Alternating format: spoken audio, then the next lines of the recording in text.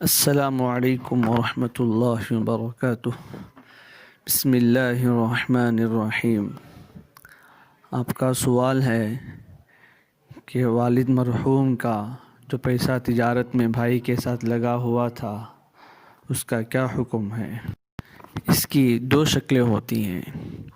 Number 1، والد صاحب تجارت کر رہے تھے، بھائی صاحب نے جاری تجارت میں پیسہ لگایا اور کوئی وضاحت نہیں ہوئی، تو اس صورت میں بھائی صاحب کی طرف سے تبرع ہوگا، کوئی ان کا حق نہیں ہوگا۔ اگر وضاحت کی ہو تو جس طرح سے وضاحت کی گئی ہوگی اس طرح کا حق ہوگا۔ اگر بھائی صاحب تبرع سے انکار کر رہے ہیں تو ان کے لیے اجرت مثل ہوگی۔ یہی شکل والد صاحب کی طرف سے بھی ہے۔ اگر بھائی صاحب کی تجارت چل رہی تھی، والد صاحب نے کچھ پیسہ لگایا، چلتی جاری تجارت میں کوئی وضاحت نہیں ہوئی، تو یہ والد صاحب کی طرف سے تبرع ہے بیٹے کے لیے بطور معاونت کے۔ دوسری شکل، اگر تجارت کا آغاز ہی مشترک پیسوں سے کیا گیا، والد صاحب بھی ڈالے، بھائی صاحب بھی ڈالے، اور آپ کے سوال میں یہ بھی ہے ایک اور شخص بھی شریک ہوئے تھے، تو اس صورت میں گویا وہ مشترک تجارت ہو گئی جن کا اپنا اپنا حصہ ہے۔ مثلا 1,00,000 روپے کی تجارت شروع کی گئی ہے تو بھائی صاحب نے 25,000 ڈالے، والد صاحب نے 25 ڈالے، ایک اور صاحب نے 50 ڈالے، تو وہ تجارت اب کل 3 حصوں میں تقسیم ہے۔ نصف تیسرے شخص کا ہے، بقیہ نصف میں 1 ربع والد صاحب کا ہے، 1 ربع بھائی صاحب کا ہے۔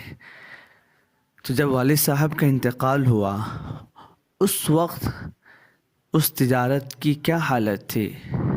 نفع کتنا تھا؟ اصل کتنا تھا؟ اصل تو طے ہے، نفع کتنا تھا؟ اس سب کے تعلق سے اس وقت طے ہونا چاہیے کہ اب اس میں والد صاحب کا کتنا حصہ ہے۔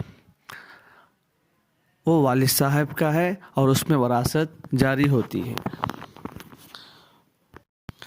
اب اس کو وراثت میں شامل کرنے کے 2 طریقے ہیں، یا تو دکان سے والد صاحب کا اصل پیسہ سرمایہ نکال لیا جائے اور جو نفع اس وقت تھا وہ بھی نکال لیا جائے، وراثت کے مال میں شامل کر کے ورثاء میں تقسیم کر دیں، چاہے وہ رقم کی شکل میں ہو یا چیزوں کی شکل میں ہو۔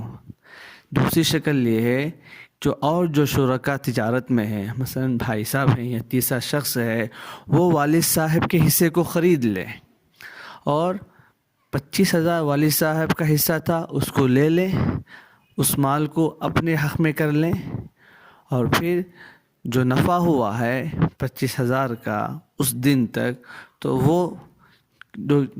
جو رقم بنتی ہے 1,000 2,000 10,000 اس کو بھی نکال کر وراثت میں شامل کر دیا جائے۔